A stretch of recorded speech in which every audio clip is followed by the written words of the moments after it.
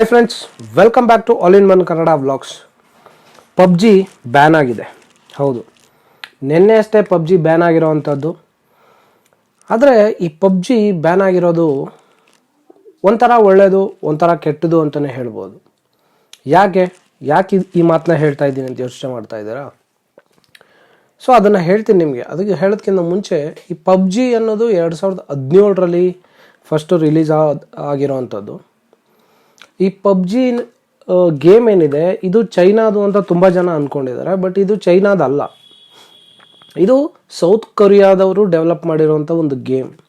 ಈ ಗೇಮ್ ಯಾವಾಗ ರಿಲೀಸ್ ಆಗಿ ಅದರ ಏನದು ಪಾಪ್ಯುಲಾರಿಟಿನ ಹೆಚ್ಚು ಮಾಡ್ಕೊಳ್ಳುತ್ತೋ, ಆಗ ಚೈನಾದ ಒಂದು ಬ್ರಾಡ್ಕಾಸ್ಟ್ ಕಂಪ್ನಿ ಏನಿದೆ, ಟೆನ್ಸೆಂಟ್ ಅನ್ನೋ ಒಂದು ಕಂಪನಿ, ಅದೇ ತಿಂಗಳಲ್ಲಿ ಈ ಸೌತ್ ಕೊರಿಯನ್ ಬ್ಲೂ ಹೋಲ್ ಅನ್ನೋ ಒಂದು ಗೇಮಿಂಗ್ ಕಂಪನಿ ಏನು ಇದನ್ನು ಡೆವಲಪ್ ಮಾಡಿರುತ್ತೆ, ಅದನ್ನು ಕಾಂಟ್ಯಾಕ್ಟ್ ಮಾಡಿ ಅದರ ಬ್ರಾಡ್ಕಾಸ್ಟ್ ರೈಟ್ಸನ್ನು ಹಾಗೆ ಕೆಲವೊಂದಿಷ್ಟು ಈಕ್ವಿಟಿಯನ್ನು ತಗೊಳುತ್ತೆ.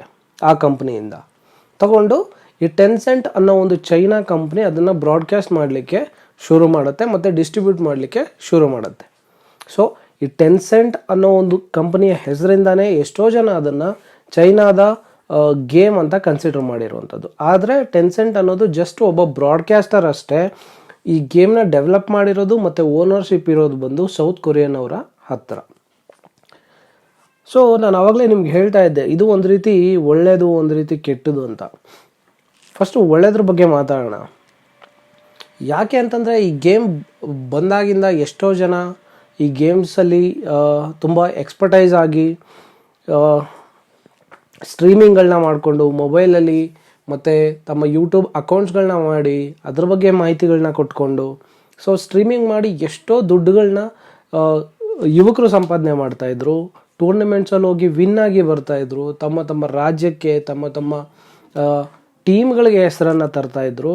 ಸೊ ಇದೆಲ್ಲ ಒಂದು ರೀತಿ ಅವ್ರ ಜೀವನ ಶೈಲಿ ಆಗಿತ್ತು, ಅವ್ರ ಜೀವನನೇ ಇದ್ರ ಮೇಲೆ ಅವಲಂಬನೆ ಆಗಿತ್ತು ಅಂತ ಹೇಳ್ಬೋದು. ಯಾಕೆ ಅಂತಂದರೆ, ಈಗ ಎಷ್ಟೋ ಯುವಕರುಗಳಿಗೆ ಕೆಲಸ ಇಲ್ಲ. ಸೊ ಅಂಥ ಯುವಕರು ಇದರಲ್ಲಿ ಸ್ವಲ್ಪ ಎಕ್ಸ್ಪರ್ಟೈಸ್ ಆಗಿ ಅವರು ಸ್ಟ್ರೀಮಿಂಗ್ಗಳನ್ನ ಮಾಡಿಕೊಂಡು ಅವರು ಡೊನೇಷನ್ನ ಕನೆಕ್ಟ್ ಮಾಡೋದಾಗಲಿ ಅಥವಾ ಏನೋ ಒಂದಿಷ್ಟರ ಮಟ್ಟಿಗೆ ದುಡಿಯೋ ಅಂಥ ಕೆಲಸನ ಈ ಒಂದು ಪಬ್ಜಿ ಗೇಮಲ್ಲಿ ಮಾಡ್ತಾಯಿದ್ರು. ಆದರೆ ಈಗ ಆ ಕೆಲಸಕ್ಕೂ ಕತ್ರಿ ಹಾಕ್ದಂಗೆ ಆಯಿತು. ಸೊ ಇದೊಂದು ಕಡೆ ಆದರೆ ಕೆಟ್ಟದು ಅಂತ ಹೇಳಿದೆ. ಇದರಿಂದ ಕೆಟ್ಟದ್ದೇನು ಅಂದರೆ, ನಾವು ತುಂಬ ನ್ಯೂಸ್ಗಳನ್ನ ನೋಡಿದ್ದೀವಿ. ಪಬ್ಜಿ ಗೇಮ್ ಆಡಿಕೊಂಡು ಅವ್ರ ತಂದೆನೇ ಯಾರೋ ಕೊಲೆ ಮಾಡಿದಾರಂತೆ, ಅಥವಾ ಪಬ್ಜಿ ಆಡಬೇಡ ಅಂತ ವಿರೋಧ ಮಾಡಿದ್ದಕ್ಕೆ ಅವ್ರ ಫ್ರೆಂಡ್ನೇ ಯಾರೋ ಕೊಲೆ ಮಾಡಿದಾರಂತೆ, ಅಥವಾ ಪ್ರೇಯಸಿನ ತಾಯಿನ, ಈ ಥರ ತುಂಬ ವಿಷಯಗಳು, ತುಂಬ ನ್ಯೂಸ್ಗಳು ಓಡಾಡ್ತಾ ಇತ್ತು. ಎಷ್ಟೋ ಜನ ಕೆಲ್ಸಕ್ಕೆ ಹೋಗಲ್ಲ ಇದರಿಂದ, ಯಾವಾಗಲೂ ಅದರಲ್ಲೇ ಮುಳುಗಿರ್ತಾರೆ. ಅವನು ಯಾರೋ ಒಬ್ಬ ಊಟ ತಿಂಡಿ ಎಲ್ಲ ಬಿಟ್ಟು ಅದೆಷ್ಟೋ ದಿನಗಳ ಕಾಲ ಸ್ಟ್ರೀಮ್ ಮಾಡ್ಕೊಂಡು ಕೂತಿದ್ದ, ಆ ಗೇಮಲ್ಲಿ ಮುಳುಗೋಗಿದ್ದ ಲಾಕ್ಡೌನ್ ಟೈಮಲ್ಲಿ. ಅವನ ಆರೋಗ್ಯ ಏರುಪೇರಾಗಿ ಅವನು ತೀರೋದ, ಈ ಥರ ಎಲ್ಲ ವಿಷಯಗಳು. ಸೊ ಈ ಥರ ಎಲ್ಲ ಕೆಟ್ಟ ವಿಷಯಗಳು ಅಟ್ಲೀಸ್ಟ್ ಇನ್ನು ಮುಂದೆ ಆದರೂ ಸ್ಟಾಪ್ ಆಗುತ್ತೇನೋ ಅಂತ ನೋಡಬೇಕು. ಯಾಕೆಂತಂದರೆ, ಸೊ ಒಬ್ಬ ತಂದೆನ ಕೊಲ್ಲುವಷ್ಟು ಗೊತ್ತಿಲ್ಲ ಅದು ಯಾವ ಇಂಟೆನ್ಷನಲ್ಲಿ ಆಗಿದೆ ಅಂತ, ಈ ಗೇಮ್ಗೋಸ್ಕರನೋ ಅಥವಾ ಇನ್ನೇನೋ ಇರ್ಬೋದು. ಆದರೆ ಒಂದು ಗೇಮ್ಗೋಸ್ಕರ ಈ ಥರ ವಿಷಯಗಳು ನಡೆದಾಗ ಅದು ಕೆಟ್ಟದು ಅಂತಲೇ ಹೇಳಬೇಕಾಗುತ್ತೆ ಸ್ನೇಹಿತರೆ. ಈಗ ಪಬ್ಜಿ ಹೋದರೆ ಅವರೆಲ್ಲ ಏನು ಸುಮ್ಮನೆ ಕೂತ್ಕೊತಾರೆ ಅಂದಲ್ಲ. ಈಗ ನಾನು ಮೊದಲನೇದಾಗಿ ಹೇಳ್ದಂಗೆ ಸ್ಟ್ರೀಮ್ ಮಾಡಿಕೊಂಡು ಅದರಿಂದ ಒಂದಿಷ್ಟು ದುಡ್ಡನ್ನು ಸಂಪಾದನೆ ಮಾಡ್ತಾಯಿದ್ರು ಅಂತ.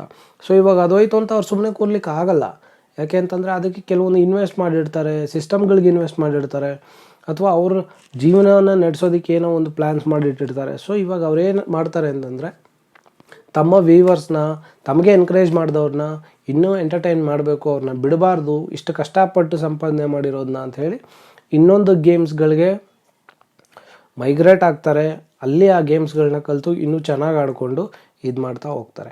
ಆದರೆ ಒಂದು ವಿಷಯ ಏನು ಅಂತಂದರೆ, ಸರ್ಕಾರ ಒಂದು ಒಳ್ಳೆಯ ಉದ್ದೇಶ ಇಟ್ಕೊಂಡು ಸೆಕ್ಯೂರಿಟಿ ರೀಸನ್ಸ್ಗೆ ಪಬ್ಜಿ ಗೇಮನ್ನು ಬ್ಯಾನ್ ಮಾಡಿರೋದು ಒಂದು ಒಳ್ಳೆಯ ವಿಷಯ. ಅದ್ರ ಬಗ್ಗೆ ಯಾರೂ ದೂಸರ ಮಾತಾಡೋಂಗಿಲ್ಲ. ಆದರೆ ಒಂದು ಗೇಮನ್ನು ಬ್ಯಾನ್ ಮಾಡಿದ ತಕ್ಷಣ ಎಲ್ಲ ಸರಿ ಹೋಗುತ್ತೆ ಅಂತ ಅಂದ್ಕೊಳೋದು ತಪ್ಪಾಗುತ್ತೆ. ಬರೀ ಇಲ್ಲಿ ಪಬ್ಜಿ ಗೇಮ್ ಮಾತ್ರ ಅಲ್ಲ, ಇದ್ರ ಜೊತೆ 118 ಆ್ಯಪ್ಗಳು ಬ್ಯಾನ್ ಆಗಿರುವಂಥದ್ದು. ಪಬ್ಜಿನೂ ಸೇರಿ 119 ಆ್ಯಪ್ಸ್ಗಳಾಗುತ್ತೆ. ಸೊ ಈ 119 ಆ್ಯಪ್ಸ್ಗಳಲ್ಲಿ ಎಲ್ಲ ಥರದ ಆ್ಯಪ್ಸ್ಗಳಿದೆ. ಎಡಿಟಿಂಗ್ ಆ್ಯಪ್ಸ್ ಆಗಿರ್ಬೋದು, ಗ್ಯಾಲರಿ ಲಾಕ್ ಆ್ಯಪ್ಸ್ ಆಗಿರ್ಬೋದು, ಫೈಲ್ ಮ್ಯಾನೇಜರ್ಗಳಾಗಿರ್ಬೋದು, ತುಂಬ ಆ್ಯಪ್ಸ್ಗಳು ಇದರಲ್ಲಿ ಇನ್ಕ್ಲೂಡ್ ಆಗಿದೆ. ಸೊ ಈ ಎಲ್ಲ ಆ್ಯಪ್ಸ್ಗಳನ್ನ ಬ್ಯಾನ್ ಮಾಡಿರೋವಂಥದ್ದು. ಒಂದು ಕಡೆ ಟಿಕ್ಟಾಕ್ ವಾಪಸ್ ಬರುತ್ತೆ, ಟಿಕ್ಟಾಕ್ನ ಮೈಕ್ರೋಸಾಫ್ಟು ಅಥವಾ ವಾಲ್ಮಾರ್ಟು ಇವರಿಬ್ಬರು ಮರ್ಜ್ ಮಾಡಿ ಅದನ್ನು ತಗೋತಾ ಇದ್ದಾರೆ. ಈ ಥರ ಎಲ್ಲ ವಿಷಯಗಳು ಓಡಾಡ್ತಾ ಇರೋವಂಥ ಟೈಮಲ್ಲಿನೇ ಈಗ ಸೌತ್ ಕೊರಿಯಾದ ಒಂದು ಗೇಮ್ ಟೆನ್ಸೆಂಟ್ ಅನ್ನೋ ಒಂದು ಚೈನಾದ ಬ್ರಾಡ್ಕಾಸ್ಟ್ ಕಂಪನಿ ಅದನ್ನು ಬ್ರಾಡ್ಕಾಸ್ಟ್ ಮಾಡ್ತಾ ಇದೆ ಅನ್ನೋ ಒಂದು ರೀಸನ್ಗೆ ಈ PUBG ಗೇಮ್ ಕೂಡ ಬ್ಯಾನ್ ಆಗಿರೋವಂಥದ್ದು. ನನಗೆ ಗೊತ್ತು ಎಷ್ಟೋ ನಮ್ಮ ಹುಡುಗರಿಗೆ ತುಂಬಾ ಬೇಜಾರಾಗಿದೆ, ತುಂಬಾ ನಿರಾಶೆ ಆಗಿದೆ. ಯಾಕೆಂದರೆ ಅವ್ರಿಗೆ ಏನೋ ಒಂದು ಬೇಜಾರಾಗಲಿ, ಏನೋ ಒಂದು ಬಿಡುವಿನ ಸಮಯ ಸಿಕ್ಕಿದಾಗ ಈ PUBG ಗೇಮ್ಗಳನ್ನ ಆಡಿಕೊಂಡು ಸ್ವಲ್ಪ ಟೈಮ್ ಪಾಸ್ ಮಾಡ್ತಾಯಿದ್ರು, ಅದ್ರಲ್ಲಿ ತುಂಬ ಇಂಟ್ರೆಸ್ಟ್ ಇಟ್ಟು ಆಡ್ತಾಯಿದ್ರು. ಸೊ ಅವರೆಲ್ಲರಿಗೂ ಇವಾಗ ಬೇಜಾರಾಗಿದೆ. ನನ್ನ ಫ್ರೆಂಡ್ಸಲ್ಲೂ ತುಂಬ ಜನ ಇದ್ದಾರೆ. ಸೊ ಅವ್ರಿಗೆಲ್ಲ ಹೇಳೋದೊಂದೇ, ಇವಾಗ ಗೇಮ್ ಹೋಗಿದೆ, ಏನೂ ಮಾಡೋಕ್ಕಾಗಲ್ಲ. ಒಂದು ಗೌರ್ಮೆಂಟ್ ಒಂದು ರೂಲ್ನ ಮಾಡಿದ್ಮೇಲೆ ನಾವೆಲ್ಲ ಅದನ್ನು ಫಾಲೋ ಮಾಡಲೇಬೇಕು.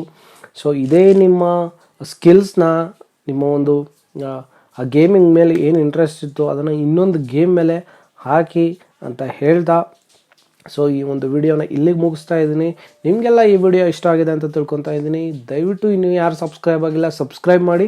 ನಿಮ್ಮೆಲ್ಲರ ಸಪೋರ್ಟ್ ನನಗೆ ಬೇಕು.